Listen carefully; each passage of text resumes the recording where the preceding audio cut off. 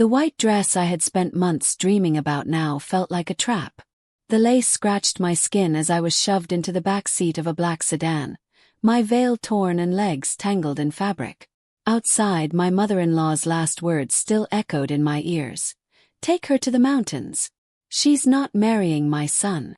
I struggled to sit upright, mascara blurring my vision, and through the rearview mirror, I caught a glimpse of the driver. My breath hitched.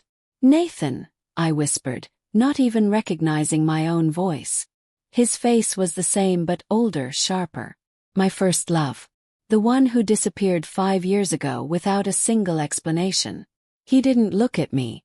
Just 2 hours earlier, I had stood in front of my parents' mirror, dressed in silk and hope, wondering quietly if I was making the right choice. I was about to marry Richard, a man from a powerful family, someone steady and kind. And now I was in a car, speeding away from my wedding, with his mother and the ghost of my past. "Your mother always said I had terrible timing," Nathan said suddenly, his voice deeper than I remembered. As he pulled onto the highway, Violet climbed into the passenger seat, her perfume thick and sweet enough to make me feel sick. I should have seen this coming, I thought bitterly. The signs had been there. Violet's forced smiles, the cold way she studied me every time I talked about my catering business. "A businessman's wife doesn't work in a kitchen," she had once said.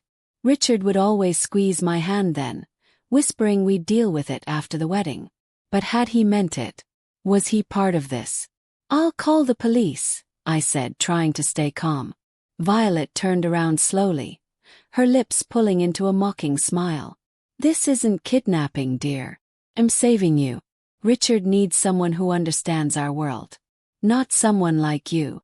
Her words stung more than the bruises already forming on my pride. I had worked so hard to be accepted by her family, but I realized then I had been auditioning for a role I was never meant to get. My heart pounded, but my brain started to clear. There was something off.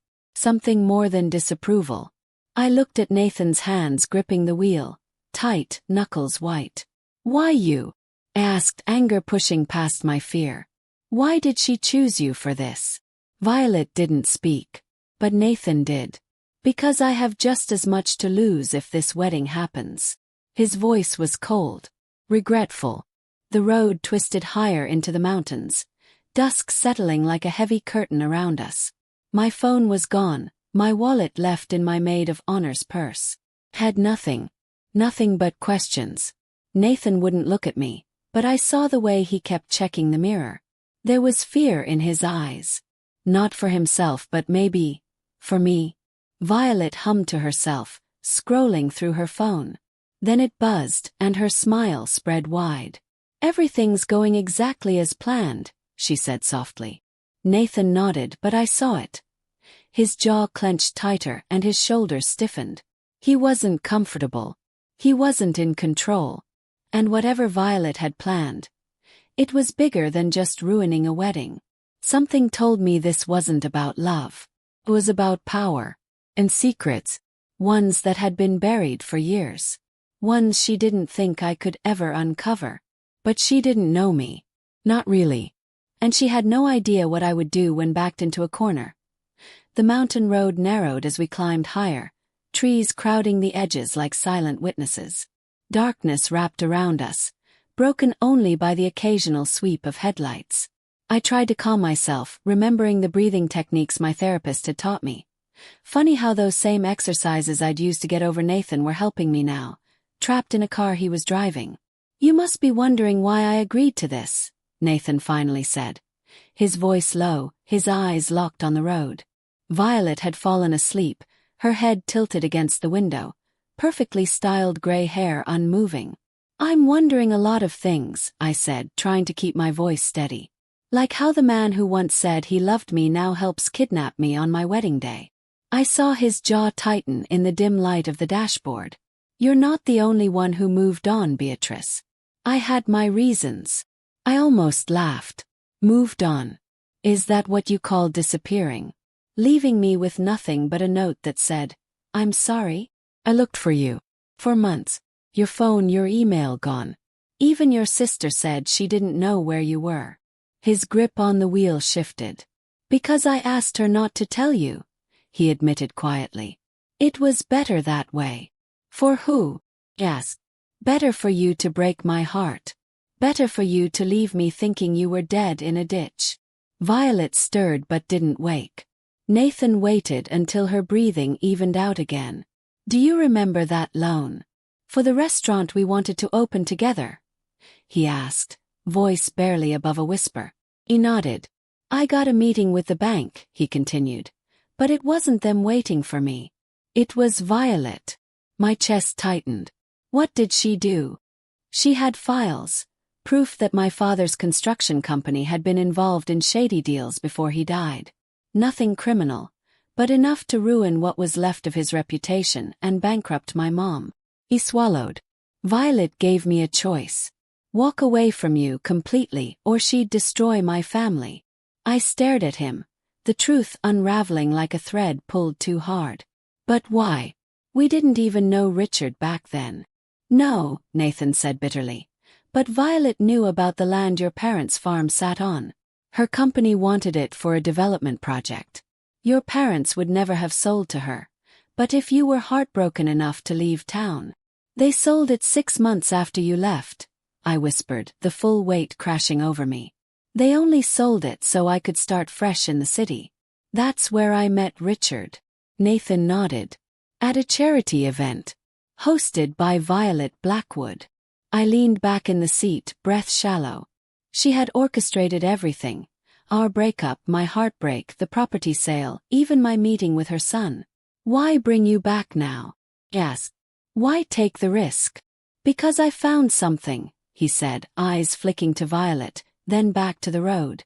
Real proof. About what she did. About others too. I threatened to go public if the wedding went through. And instead of canceling the wedding, I muttered, she turned it into a cover-up. Make it look like I ran off. Protect the family name. Nathan nodded slowly. She wants Richard to believe you left him. Alone at the altar. Publicly humiliated. She's going to destroy me, I said, the words tasting bitter. And he'll never know the truth. I'm not so sure, Nathan said. Richard sent a message. Right before the ceremony. You need to see it. As if on cue, Violet's phone buzzed again, snapping her awake. Nathan said nothing, but his eyes met mine in the rearview mirror, and I saw it then. Something desperate and urgent. Almost there, Violet said, smiling at me. I do hope you're not afraid of heights. Her tone was sweet, but her words felt like a knife. Cabin in the mountains. No phones. No help. No way out. But as I stared out into the shadows between the trees, I reminded myself of one thing. Violet had played this game for years. But she had just made a fatal mistake. She'd brought me back into it. The cabin appeared like a shadowy figure rising from the forest, all glass and stone perched on the edge of a cliff. It wasn't rustic or cozy. It was sharp, modern, cold. My wedding heels crunched on the gravel as Violet stepped out first, dragging me by the arm with fingers that dug into my skin like claws. Welcome, she said cheerfully, to where I spent my first honeymoon. Of course, that marriage didn't last. Some people simply don't belong in the Blackwood family. I glanced at Nathan, who was retrieving bags from the trunk like this was a normal vacation. His face gave nothing away, but he subtly moved to stand between Violet and me as we approached the door. Inside, the cabin was just as icy as its exterior. Sleek furniture, polished concrete floors, and huge family portraits lining the walls. Violet flipped on the lights, filling the room with a golden glow that did nothing to warm the air. One wall held photographs of the Blackwoods through generations. Richard appeared in several, smiling in that carefully rehearsed way I now recognized as fake. This place was a monument to Violet's control. Nathan, show Beatrice to the east bedroom, Violet instructed, already pulling out her phone. I need to make some calls. And remind her, cell service is terrible up here. We wouldn't want anyone getting any foolish ideas. As soon as we were out of sight, Nathan pressed something into my hand. My phone. Battery's low, he whispered. But there's something. You need to see. Richard sent it before the ceremony. I unlocked the screen with trembling hands. One unread message waited. I can't go through with this. Not after what I discovered about Mother and Jackson. I'm so sorry, Beatrice. I'll explain everything, but you need to get out now. Don't trust anyone. Especially not Mother. Jackson.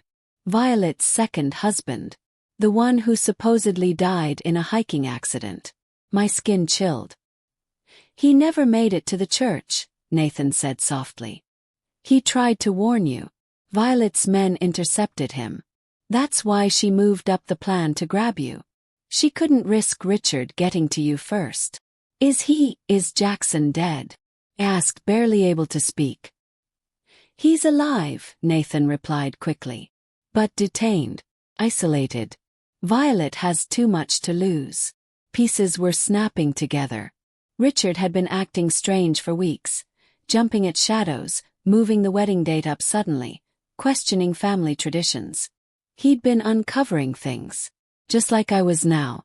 Jackson was investigating her, I said aloud. That's what she didn't want anyone to know. He found something bigger, Nathan nodded grimly. Not just shady business deals. Jackson was an investigative journalist before he married her. He found a pattern. Missing people, suspicious deaths, all tied to Violet's real estate projects. Before I could reply, we heard footsteps outside the room. Nathan stepped back quickly, raising his voice. The bathroom's just through there, he said, acting casual. Played along. Thanks. I just need a moment to change. Once alone, I locked the door and stared at myself in the mirror. The woman staring back at me was still in a torn wedding dress, but her eyes were sharp, focused. I wasn't a helpless bride. I was a woman who had been lied to, dragged, and underestimated for far too long. Violet wanted to spin a story. A runaway bride. Scandal. But she didn't know I was holding the one thing that could destroy hers. Richard's message and maybe, just maybe, the truth behind Jackson's investigation. I scrolled through the phone's folders, looking for any saved attachments, recordings, anything Richard might have forwarded. Every second counted. Soft knock made me jump. Beatrice. Nathan's voice. Violet wants us in the living room. She says it's time to discuss tomorrow's press release. Course. She wasn't just trying to ruin me privately. She wanted to make it public. I slipped the phone into my pocket and opened the door. Nathan was waiting, expression guarded. But there was something else behind his eyes now, a plan. One he wasn't ready to say out loud. As we walked down the hallway together, the truth burned in my chest. Violet had brought us all together. Her victim, her son, and her son's almost wife. She thought she was controlling the game. She had no idea it was already slipping out of her hands. Violet sat on the leather sofa like a queen on her throne, a glass of red wine swirling in her hand. The fire behind her crackled, casting flickering shadows across her sharp features. She had changed out of her mother-of-the-groom dress and now wore a sleek black pantsuit, more suited for a courtroom than a wedding. She gestured to the chair across from her. Sit, she said, as if we were here for a polite family discussion and not the aftermath of a kidnapping. I sat down, my torn wedding dress whispering against the leather. Felt like a ghost. Nathan remained standing, positioning himself near the window, always watching, always ready. Let's discuss how this story ends. Violet began smoothly, taking a slow sip of wine. The press release I've prepared is quite moving. Young bride panics and flees wedding. Vanishes with former lover. Bit cliché perhaps. But the tabloids will eat it up. And Richard's story?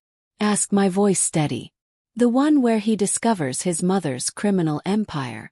Will that make the press release too? Violet's wine glass froze midair. Her eyes locked onto mine, cold and calculating. I'm sure I don't know what you mean. Jackson knew, I continued. That's why he had his accident. And now Richard knows. Are you planning another accident? She set the glass down carefully, too carefully. Grief makes people believe all kinds of things. Jackson was unstable. He became paranoid after losing his job. And Richard? Well, the stress clearly affected his judgment. The way it affected Nathan's father. Yes. Violet flinched just slightly. Nathan stepped forward, voice low but strong. She forged my father's signature. I found the originals in her private safe, along with photographs from the day Jackson was lost. You broke into my safe. Violet snapped, her mask cracking. No, Nathan said calmly. Your son did. Turns out Richard inherited your knack for planning, just not your taste for murder. Her face paled. Her eyes darted between us. Where are the documents? Somewhere safe, I said. Along with everything Richard discovered. All the families you forced off their land. All the inspectors who suddenly vanished. Every detail Jackson uncovered before you silenced him. You're bluffing, she said, but there was a tremor in her voice now. I laughed, the sound echoing in the sterile room. You call this family? You spent your life manipulating and destroying people to protect a name. You tried to mold me, thinking you could use me to control Richard. But you forgot something, Violet. I'm not afraid of you anymore. Thunder rumbled outside, and the wind howled around the glass walls. Violet stood slowly, anger rising in her posture. You have no idea what it takes to build a legacy. No, Nathan said. But we know what it costs to survive one. Just then the lights went out. Everything was swallowed by darkness. Violet cursed under her breath. I heard the sound of breaking glass. Thunder crashed again, and rain pounded the windows. I felt Nathan's hand on my arm. Now, he whispered. While she can't see us. I didn't hesitate. Still wearing my ruined gown, I let him pull me toward what I hoped was the door. Behind us, Violet's voice rose, furious and shaking. If you leave this room, I'm calling my security team. They're already on their way, with Richard. You won't like what happens next. And then a sharp sound cut through the dark. A gun cocking. No, Mother, came a voice from the shadows. I don't think you'll be calling anyone. A flash of lightning lit up the room, and there was Richard standing in the doorway. His tuxedo was wrinkled and dirty. His face bruised, but his hand was steady as he pointed a gun straight at Violet. One of her security guards lay unconscious behind him. Richard, Violet gasped, real fear creeping into her voice. Darling, put that down. You're not thinking clearly. The drugs wore off 2 hours ago, he replied. Your men weren't paying attention. His eyes locked onto mine.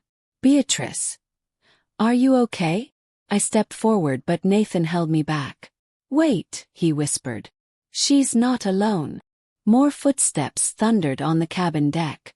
Flashlights swept across the windows. Backup had arrived. You're surrounded, Violet sneered. Even with your little stunt, you can't win. It's your word against mine. Who do you think they'll believe? The respected businesswoman, or her unstable son? They'll believe the video, I said quietly. I reached into my pocket and pulled out the phone. It's been recording since the car ride. You confessed to everything. The land. The deaths. Jackson. Nathan's father. Lightning flashed again. Violet's face twisted in rage. She lunged at me.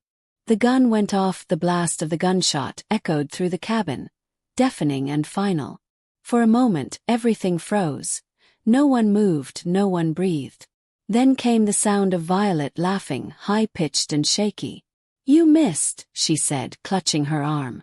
I didn't shoot, Richard replied, voice steady, but shaking with emotion.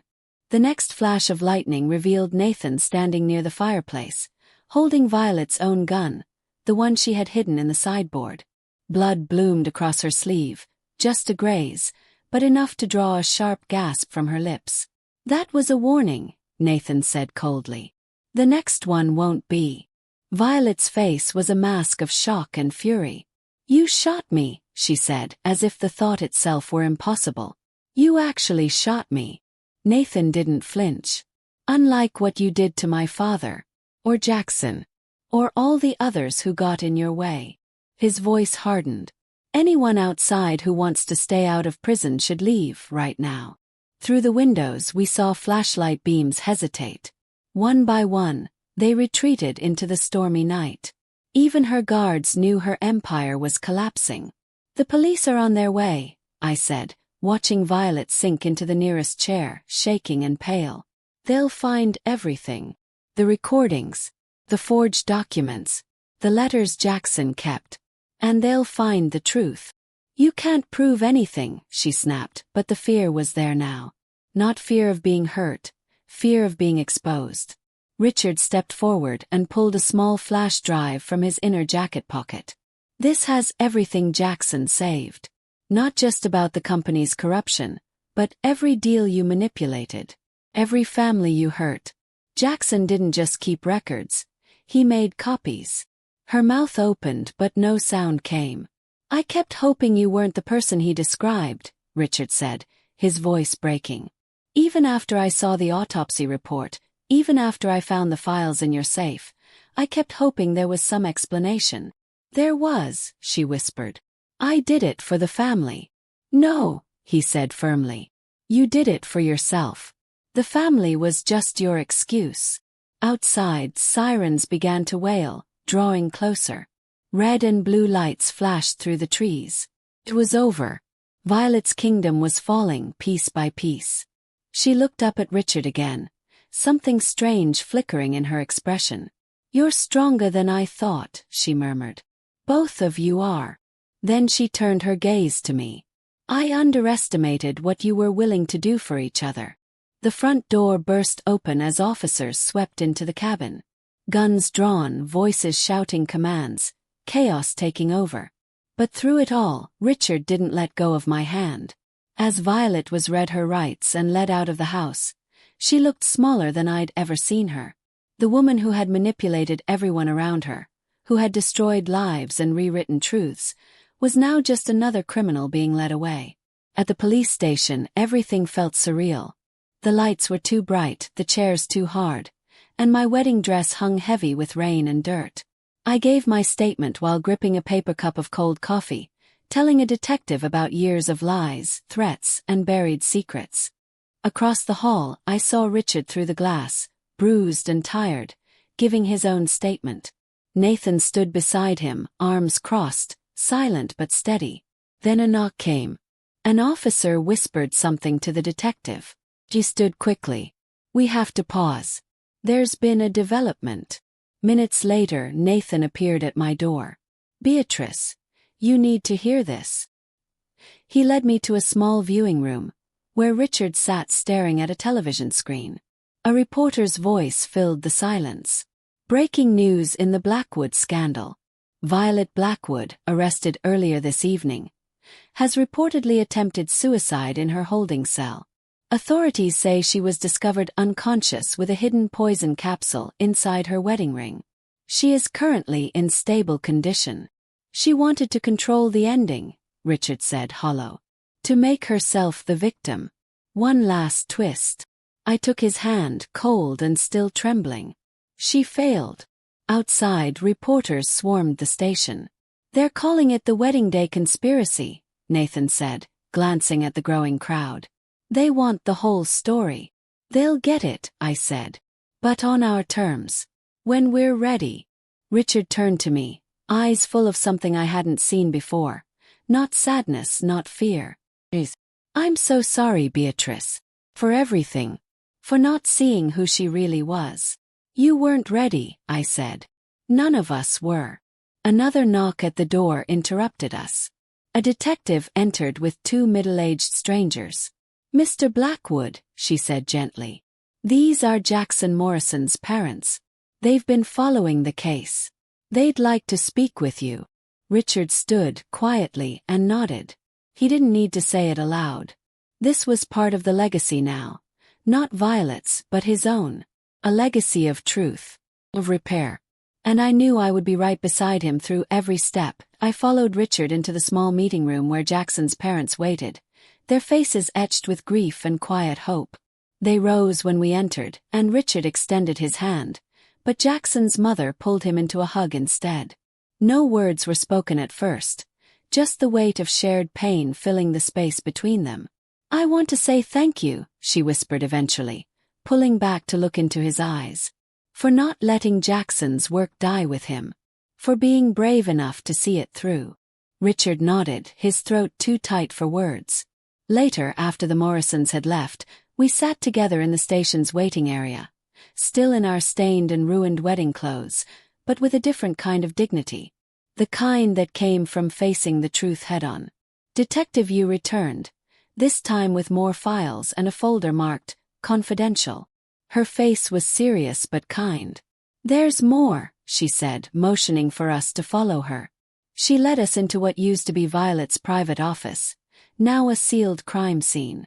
A forensic team moved through the room carefully, dusting and tagging evidence. We found these, Detective Yu said, setting down a stack of leather-bound journals on the old mahogany desk. They go back 30 years. Richard picked up the top journal, his fingers trembling as he flipped through pages filled with elegant cursive, Violet's handwriting. Line after line, page after page, documenting every manipulation, every scheme, every target. Not just the crimes but the psychology behind them. Weaknesses, breaking points. She had studied people like experiments, learning how to control them, crush them. She always told me to keep detailed records, Richard said softly. Said it was what made a great businessperson. You didn't know, I reminded him. She was hiding who she really was from everyone.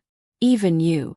Detective Yu pulled out another evidence bag, this one containing faded yellow envelopes. These letters were written by your father, she told Nathan. He was beginning to suspect illegal activity in the construction projects. He was preparing to go public. But he never mailed them, Nathan said, his voice hollow. No, the detective confirmed. Violet kept them. As trophies. She kept everything. Richard stared at the journals, the letters, the photos. His entire world unraveling with every uncovered secret. Then he suddenly froze, eyes wide. He opened one of the journals and snapped it shut just as quickly. Beatrice, don't, he said, his voice shaking. You don't need to see this. Detective Yu gently took the journal from him, glancing at the page. Her expression darkened. Mr. Blackwood, she said, do you need a moment? No, Richard whispered. You all need to know. He took a breath and looked at me. I'm adopted. The words dropped like stones. Jackson discovered it while investigating Violet. She arranged it. Legally. My birth mother. Violet forced her to give me up. Shock rippled through me. I saw it in Nathan's face too. Richard had just lost everything he thought he knew about himself. There's more, the detective added quietly.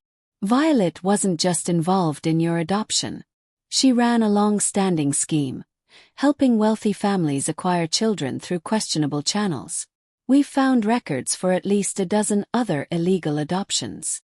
Nathan sank into a chair, the weight of it all pulling at him. She destroyed so many families. Some of them suspected, the detective said. But most were desperate. They didn't ask questions. Richard rubbed his face, then reached for the last piece of evidence. A small, locked box hidden behind a wall panel. Inside was a USB drive and a handwritten letter. It's from Jackson, Detective Yu explained.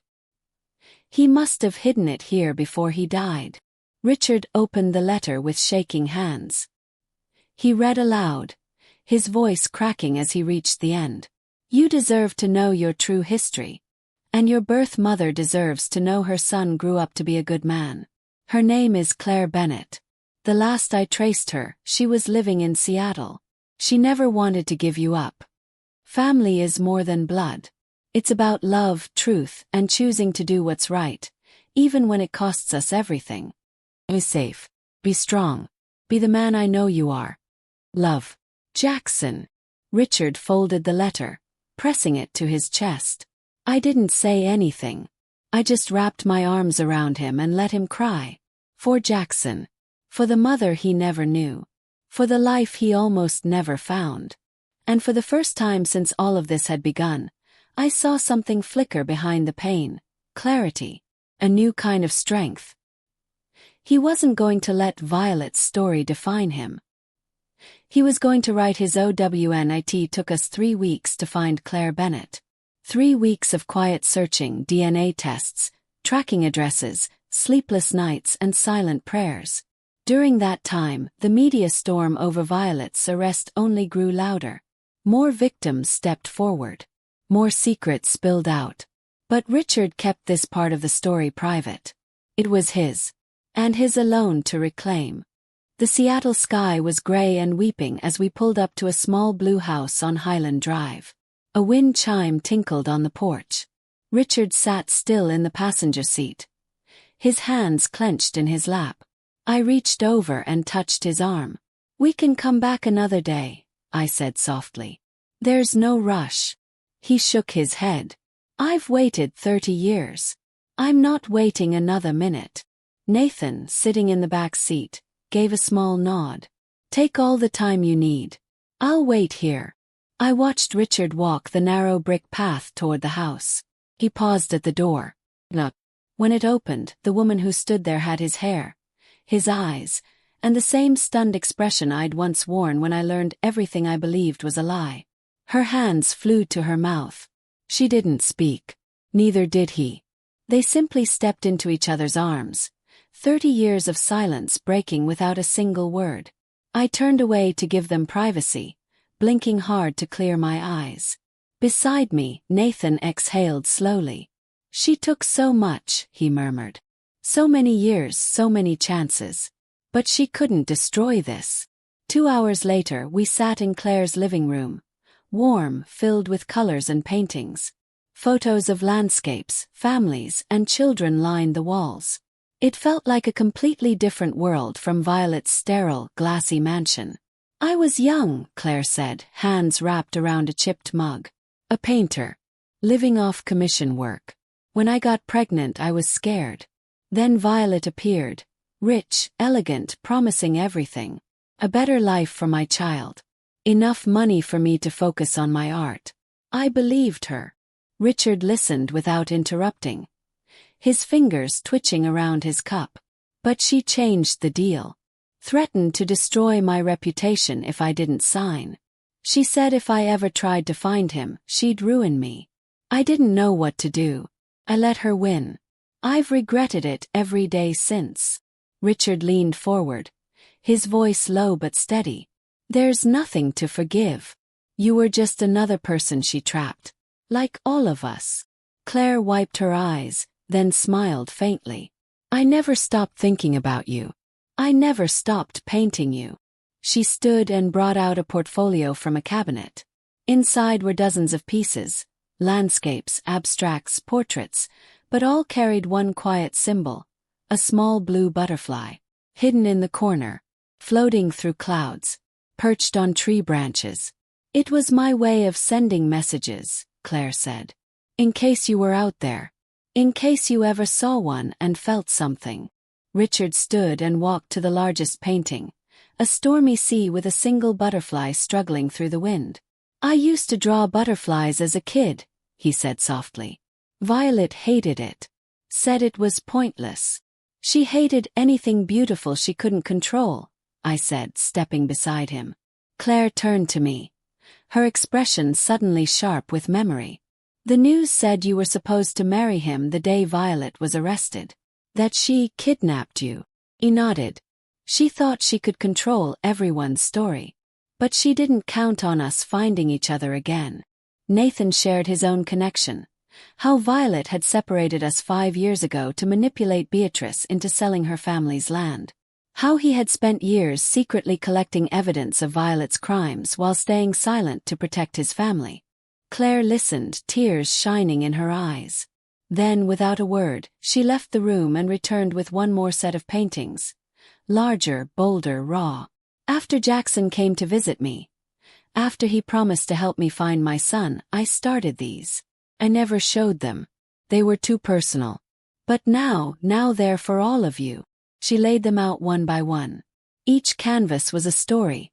Of separation, of heartbreak, of longing. And in the final piece, a butterfly emerged from a chrysalis, its wings still wet but reaching for the sun. I finished it the day I heard Violet had been arrested, Claire whispered. Something told me it was time. Richard stared at the painting for a long moment, then turned to her. Would you consider showing these? Not just for me, but for others. There are families out there just like us who need to see this. Who need to know they're not alone. Claire's eyes widened. The other families from Violet's adoption ring. Yes, I said, sitting up straighter, my mind racing. What if we used the Blackwood fortune, the name she tried to protect, to build something good? Foundation. For reunification, for therapy, for truth. A butterfly foundation, Nathan said slowly, the name forming in the space between us. She'd hate that. Good, I replied. Then Nathan looked at me, suddenly nervous. Before we start fixing the world, there's something I need to ask you. He knelt beside my chair, smiling in a way I hadn't seen in years. Beatrice. These last few weeks I've seen what real family means. What love is. Not the twisted, conditional kind Violet tried to build. The real thing. The kind that grows from truth and hope. And I realized I want to build that with you. Only you. Will you marry me? Not because of anything we've been through, but because I love you. There were no interruptions this time. No lies. No schemes. Just love. And my answer came easily. Yes, I whispered. 1,000 times yes. Sunlight filtered through Claire's window, casting soft rainbows across the room as the crystal wind chimes caught the morning light.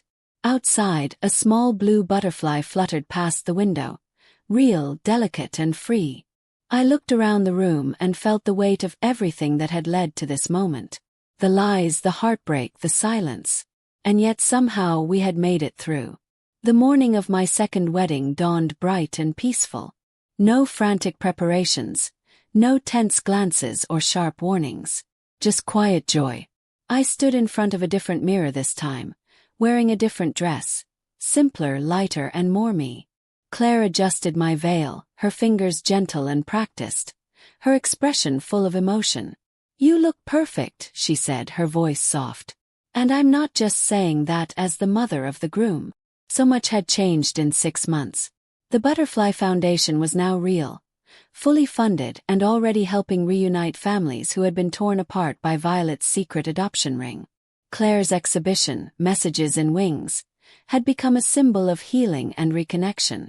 Her paintings of butterflies, each one hidden and waiting to be seen, had touched hundreds. There was a knock at the door. Nathan stepped in, dressed in his best suit, his smile proud. Everyone's ready, he said. But, there's something you should know. Violet's here. The words hit me like cold water. She's in the chapel's side room, he continued. Under guard. Richard requested it. I looked at Claire, who reached for my hand instinctively. You don't have to see her. Not today. But I knew I did. This part had to end before the next could truly begin. We walked into the side room, where Violet sat in a plain chair. The woman who once towered over every space now looked human. Her carefully dyed hair had dulled. Her sharp cheekbones had softened. Her designer clothes replaced by something simple and unremarkable. But her eyes, they were clearer than I had ever seen them. I won't stay for the ceremony, she said, her voice low but firm. I just needed to see you both. She looked at Claire first. I convinced myself I was giving him a better life. That power and wealth were more important than love. I was wrong. Claire's voice shook. Did you ever regret it? Violet looked down at her folded hands. I regretted the regret, she whispered. So I buried it. Under control. Under cruelty. Then she turned to me. You were right, Beatrice. Everything you said. But what I didn't expect was what you'd build from the ashes. What you showed Richard. What you gave him. She reached into her pocket and pulled out a small box. Inside were silver cufflinks, each engraved with a tiny blue butterfly. These were Jackson's. He'd want Richard to wear them today. My breath caught. The message was clear. One last piece of truth. Goodbye, Violet, I said softly. She nodded, allowing the guards to lead her away. She didn't resist. For the first time she looked at peace. Smaller but no longer pretending to be bigger than she was. The ceremony took place under a sky so blue it felt like a blessing. Richard waited for me beneath an arch of blue hydrangeas. His eyes locked on mine. Claire sat in the front row beside my parents, who had welcomed her into their lives like they'd known her forever. Nathan stood proudly as Richard's best man. His own journey written in the calm joy on his face. Our vows were simple. We promised to build something true. To honor what we had lost and what we had found. To never let secrets replace honesty again. When Richard kissed me, it wasn't just the end of a ceremony.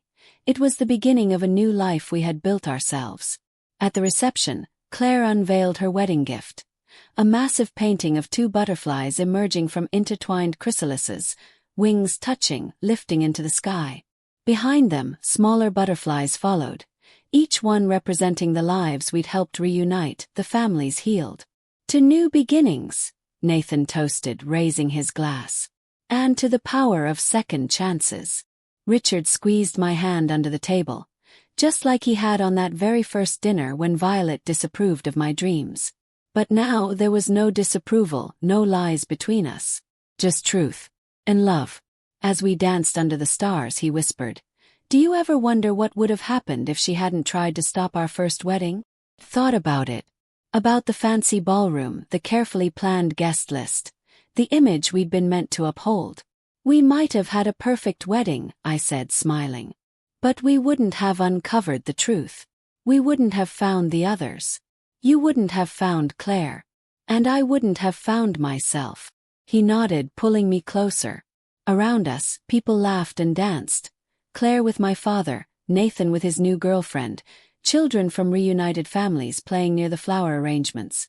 A celebration of what love could really do when it wasn't forced or twisted. Above us, the stars shone bright. Like the butterflies Claire had hidden for so many years. Each one was a message. Love survives. Truth matters. Hope waits, even in silence, for the right moment to spread its wings. Violet had tried to write the story her way. But in the end, love wrote a better one. One we were just beginning to tell. Together that night, long after the music faded and the guests drifted home, Richard and I sat outside beneath the quiet sky. The lights from the reception tent glowed softly behind us, and the scent of flowers still lingered in the air. I had taken off my shoes, and he'd loosened his tie.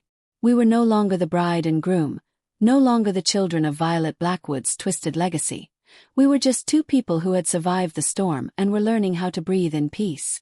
"I never thought it would feel like this," Richard said, watching the stars. "Not even on our first wedding day. Then I was trying so hard to be perfect, to be what she expected. This is real." I leaned my head against his shoulder. "Because we chose it. Every step of the way." The Butterfly Foundation had already helped 15 families reunite. More were calling every day. Victims of Violet's schemes. Survivors of her silence. People who had believed they were alone, only to discover that hope had been quietly waiting for them, just like it had waited for us. Claire's art show had grown from a private exhibition into a national symbol. Messages in Wings had toured 3 cities already, and each time it opened, another family came forward. Each butterfly she painted was like a signal. Someone out there is looking for you. And now, someone will help you find your way back. Nathan had officially joined the board of the foundation. He'd chosen not to restart his father's company but to build something entirely new. One that prioritized people over profits, stories over schemes. He said he wanted to create a legacy his father would be proud of. And this time he wasn't working in shadows. Even Violet had made her final choice. She had pled guilty to multiple charges in a quiet, closed courtroom. She didn't fight the evidence. She didn't give a speech. Her only request was that Richard not visit her until after the trial. He respected that. "She never really believed in redemption," he said once. "But I think she finally understood it existed." And then one morning a letter arrived. No return address, no signature, just a small blue butterfly stamped on the back. Inside was a single line in Violet's elegant handwriting. I see now that I couldn't love you the way you deserved. Thank you for finding it anyway. Richard didn't say much after reading it. He just nodded and tucked it into the back of Jackson's journal. There would still be hard days. Stories like ours didn't end neatly. Healing wasn't a straight line. But every time we walked into the Butterfly Foundation's offices, or received a letter from a reunited family, or saw someone cry in front of Claire's artwork, we were reminded of what had come from the ashes. Not control, not power, but love. And the courage to tell the truth. That was the legacy we had chosen. And this time it was one worth leaving behind. Because sometimes, the most beautiful stories don't begin with perfection. They begin in ruin. And bloom anyway.